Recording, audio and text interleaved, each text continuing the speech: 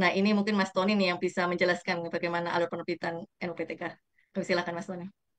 Ya, terima kasih Bu Anyes atas kesempatannya. Mungkin saya coba share screen dulu ya. Ada beberapa paparan yang akan saya sampaikan gitu ya.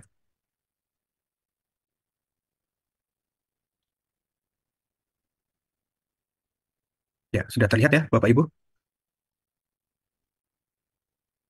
Nah, mungkin Bapak Ibu guru gitu ya, yang sudah mengajar terdaftar di Dapodik. Ini mungkin proses yang ditunggu-tunggu adalah penerbitan NUPTK karena NUPTK itu merupakan salah satu nomor referensi yang dibutuhkan untuk mendapatkan apa namanya program-program yang diberikan oleh pemerintah khususnya yang ada di Kemendikbudristek gitu ya. Nah, ini mungkin kita perkenalan dulu ya Bapak Ibu. Kita ya, berasal dari Pusdatin, saya Tony dari Pusdatin gitu ya. Jadi tugas dan fungsi kami di Pusdatin itu untuk hal NUPTK ini saya sudah garis bawahi gitu ya. Yang di poin C melaksanakan integrasi, verifikasi, validasi dan penyebarluasan data dan informasi bidang pendidikan. Nah, ini penting Bapak Ibu karena apa namanya data yang kita kelola itu akan dibagi pakaikan baik di internal Kemdikbudristek maupun di eksternal. Nah, ini mungkin tata kelola yang kita bangun, Bapak Ibu ya. Jadi di sini ada 6 subsistem, sub ekosistem gitu ya.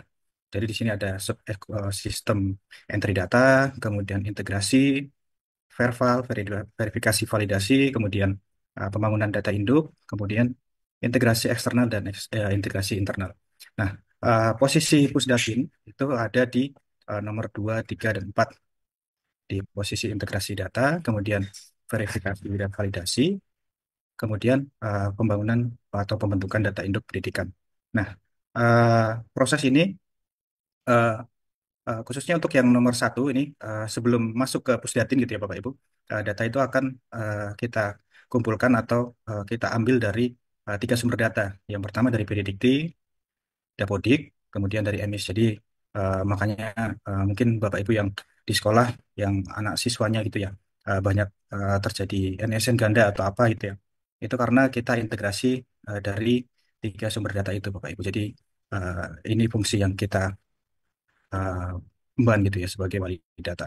Nah, kemudian selanjutnya poin yang kita garis bawahi adalah uh, verifikasi dan validasi. Nah, ini suatu quality control atau proses yang kita jaga agar kualitas data yang kita berikan atau kita sebarluaskan ke pendaya guna data itu menjadi lebih baik. Nah, khususnya untuk yang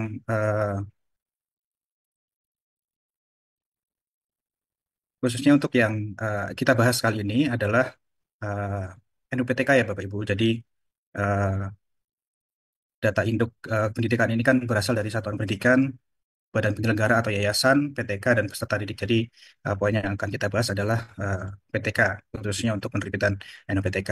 Nah, sebelumnya dasar hukum yang kita gunakan gitu ya, kita juga sudah menerbitkan eh, aturan gitu ya Bapak Ibu terkait pengelolaan referensi di Pusdatin gitu ya. Jadi tidak hanya NUPTK saja, jadi NPSN, kemudian NPYP atau NPBP, nomor pokok badan penyelenggara, kemudian NISN, dan yang terakhir NUPTK. Nah, untuk penerbitan NUPTK dan pengelolaan data NUPTK sendiri itu ada di Kemendikbudristek nomor 303 garis miring M garis miring 2022. Ini eh, dasar hukumnya sudah lama ya Bapak Ibu, sudah tidak sekitar 3 tahun yang lalu ya diterbitkan. Jadi di situ kita berikan informasi persyaratan apa saja yang harus diberikan oleh guru atau satuan pendidikan untuk melakukan pengajuan NUPTK. Jadi yang pertama adalah melengkapi data induk tenaga pendidikan, bertugas di satuan pendidikan, kemudian memiliki nomor induk kependudukan, kemudian memiliki nomor induk kependudukan yang valid gitu ya, kemudian melampirkan ijazah atau dari SD sampai tingkat akhir, kemudian melampirkan bukti memiliki kualifikasi akademik sesuai peraturan dan perundang-undangan, dan mungkin ini bisa dibaca ya Bapak Ibu ya. saya lanjutkan lagi untuk proses-prosesnya. Ini saya coba tampilkan untuk aturannya sendiri. Jadi di sini ada persyaratan dan kemudian ada alurnya Bapak Ibu. Jadi untuk NUPTK atau pengajuan penerbitan NUPTK itu sifatnya pengajuan dari satuan pendidikan Bapak Ibu. Jadi tidak akan ada penerbitan jika tidak diajukan oleh satuan pendidikan. Nah, ini tidak akan pernah ada NUPTK yang terbit jika tidak diajukan oleh satuan pendidikan. Nah, yang mengajukan adalah siapa gitu ya Bapak Ibu. Mungkin banyak yang bertanya gitu ya. eh, Siapa yang mengajukan di sekolah? Nah, ini kita memiliki uh, wali gitu ya di satuan pendidikan. Itu adalah operator sekolah. Jadi nanti operator sekolah lah yang akan mengajukan untuk penerbitan NUPTK di sisi satuan pendidikan. Jadi nanti Bapak Ibu guru yang sudah terdaftar di Dapodik gitu ya, datanya sudah masuk ke Dapodik, sudah sinkronisasi, sudah masuk ke verbal PTK, itu dapat melakukan pengajuan NPTK melalui operator sekolah. Jadi nanti kalau belum punya NPTK, pastikan datanya sudah masuk ke Dapodik, kemudian sudah terdaftar sebagai guru yang menjadi calon penerima NPTK. Jadi setelah data masuk ke Dapodik baru diajukan melalui laman verbal PTK. Nah, ini mungkin alurnya seperti ini. Kemudian nanti ini untuk yang eh, negeri ya Bapak Ibu ya. Jadi nanti dari satuan pendidikan jika syarat-syaratnya sudah lengkap akan dieskalasi ke dinas pendidikan. Jadi nanti dinas pendidikan memiliki apa namanya peran gitu ya untuk melakukan verifikasi dan validasi. Jika syarat-syaratnya sudah sesuai gitu ya, jadi nanti akan di-approve oleh dinas pendidikan untuk masuk ke Pusdatin. Ini wali data adalah di Pusdatin. Jika ditolak tidak sesuai berkas-berkasnya gitu ya, nanti akan kembali ke satuan pendidikan dan satuan pendidikan akan melengkapi kembali prosesnya agar nanti dapat masuk kembali ke dinas pendidikan. Nah, setelah di-approve oleh dinas pendidikan, ini akan kita proses gitu ya Bapak Ibu. Jadi setelah masuk ke antrian pusat, nah ini kan apa namanya yang banyak ditunggu-tunggu dan banyak ditanyakan karena eh, kita kan mengelola data satu Indonesia dari Sabang sampai Merauke ya Bapak Ibu. Jadi jika data sudah di-approve dari Dinas Pendidikan gitu ya, ini mohon ditunggu karena kita proses datanya satu persatu by apa namanya berkas gitu ya. Jadi kita pastikan berkasnya kita baca satu persatu. Jadi ya mungkin akan ada keterlambatan dalam proses approval karena kita harus membaca satu persatu dokumen yang sudah disertakan atau dilampirkan. Nah, setelah proses itu sesuai, dokumen yang dikirimkan sesuai, nah nanti akan di-approve dan nanti NPTK akan terbit. Jika tidak sesuai, nanti akan ada keterangan gitu ya. Kita kita apa namanya berikan keterangan gitu ya. Apakah data-data tersebut tidak sesuai atau sesuai. Kalau tidak sesuai, nanti akan diberikan keterangan untuk melengkapi berkas-berkas yang kurang.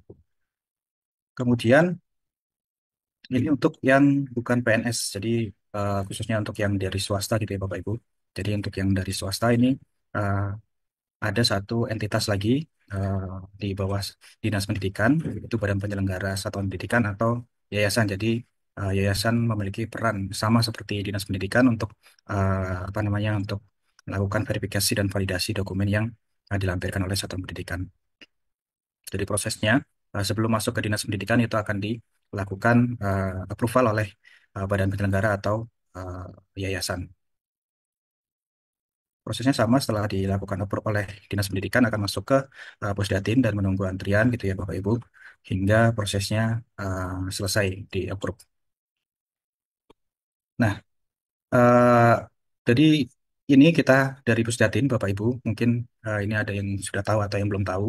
Jadi untuk residu PTK atau NPTK atau guru-guru yang belum memiliki NUPTK atau memiliki residu-residu NUPTK itu dapat dilihat di laman referensi.data.kemdikbud.go.id/residu. Jadi nanti akan ketahuan gitu ya Bapak Ibu eh, sekolah atau satuan pendidikan mana saja yang belum memiliki NUPTK guru-gurunya. Nah, kemudian ini di aplikasi di sisi aplikasi Prosesnya seperti ini Bapak Ibu. Jadi ini dashboard ini, aplikasi ini hanya dapat diakses oleh operator sekolah Bapak Ibu. Jadi nanti butuh peran dari sumber data gitu ya, yaitu guru-guru Bapak Ibu sekalian, itu eh, tetap memonitor gitu ya Bapak Ibu untuk data-datanya masing-masing, apakah datanya sudah sesuai atau belum, datanya sudah masuk ke Dapodik atau belum, karena kadang-kadang guru-guru memasrahkan sepenuhnya kepada operator sekolah untuk mengelola datanya, padahal eh, datanya itu itu adalah yang memiliki kan Bapak Ibu guru sekalian gitu ya. Jadi perlu adanya apa namanya cross check gitu ya, monitoring setiap waktu gitu ya, apakah datanya sudah sesuai dengan Dukcapil atau belum, atau datanya sudah valid atau belum gitu ya. Perlu dicek. Kita kerjasama dengan operator sekolah untuk melakukan verifikasi dan validasi. Jadi di sini eh, syarat-syaratnya untuk pengajuannya di Verpal PTK itu adalah NIK dan identitasnya valid dengan Dukcapil. Jadi pastikan Bapak Ibu eh, data kependudukannya, data identitasnya itu sudah sesuai dengan data kependudukan yang ada di Dukcapil. Nah, kita melakukan integrasi atau pemadanan dengan data Dukcapil langsung gitu ya Bapak Ibu. Jadi dipastikan data yang ada di Dukcapil itu sama dengan apa yang di inputkan di Dapodik. Kemudian ini untuk SK pengangkatan ini untuk syarat-syaratnya dan SK penugasan. Kemudian ijazah dari SD sampai dengan tingkat akhir. Kemudian di sini di aplikasi itu ada menu pengajuan NUPTK. Nah, itu nanti eh, Bapak Ibu guru nanti bisa minta tolong dengan operator sekolah, tapi ya mungkin eh, lebih didampingi gitu ya untuk prosesnya agar nanti Bapak Ibu Bapak Ibu guru tahu prosesnya sampai mana.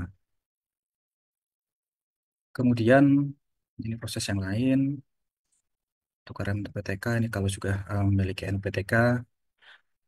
Nah, ini untuk data residu identitas. Nah, ini penting Bapak Ibu karena NPTK tidak akan terbit jika uh, data Bapak Ibu tidak valid dengan data Dukcapil. Jadi, pastikan kolom valid Dukcapil ini sudah tercentang warna hijau Bapak Ibu.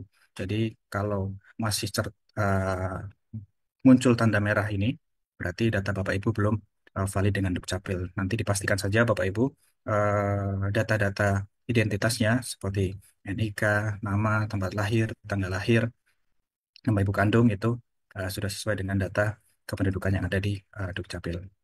Jadi ini merupakan syarat mutlak ya Bapak Ibu ya untuk uh, penerbitan NPTK.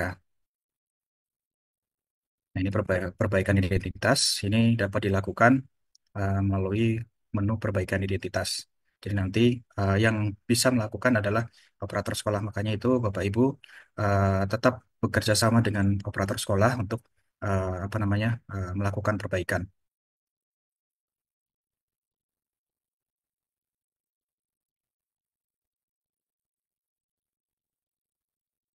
Perbaikan identitas. Jadi variabel yang kita padankan dengan Dukcapil itu ada NIK, kemudian nama, tempat lahir, tanggal lahir, nama ibu kandung, dan jenis kelamin.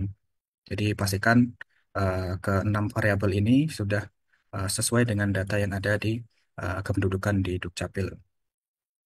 Kemudian ini tambahan mungkin ya Bapak Ibu. Jadi ini penting juga karena beberapa waktu lalu ada pengiriman data gitu ya Bapak Ibu untuk apa namanya penilaian gitu ya kinerja dari PMM yang tadinya PMM gitu ke BKN. Jadi nanti pastikan juga jika Bapak Ibu guru yang memiliki status ASN gitu ya PNS maupun P3K itu NIP-nya sudah valid dengan data yang ada di PKN. Jadi perbaikannya cukup mudah. Nanti ada menu untuk perbaikan identitas gitu ya. Jadi nanti cukup hanya mengisikan NIP Bapak Ibu di kolom NIP ini, kemudian klik perbaikan data. Jadi kita cek data yang ada di Dapodik, yang ada di Perpol PTK, kemudian kita padankan dengan data yang ada di PKN. Kemudian jika data sudah sesuai, itu nanti akan ada checklist gitu ya, tanda bahwa NIP sudah sesuai dan valid pemadanan dengan PKN dan nanti uh, proses itu untuk pengaliran data kinerja atau penilaian SKP-nya itu bisa teralirkan ke PKN.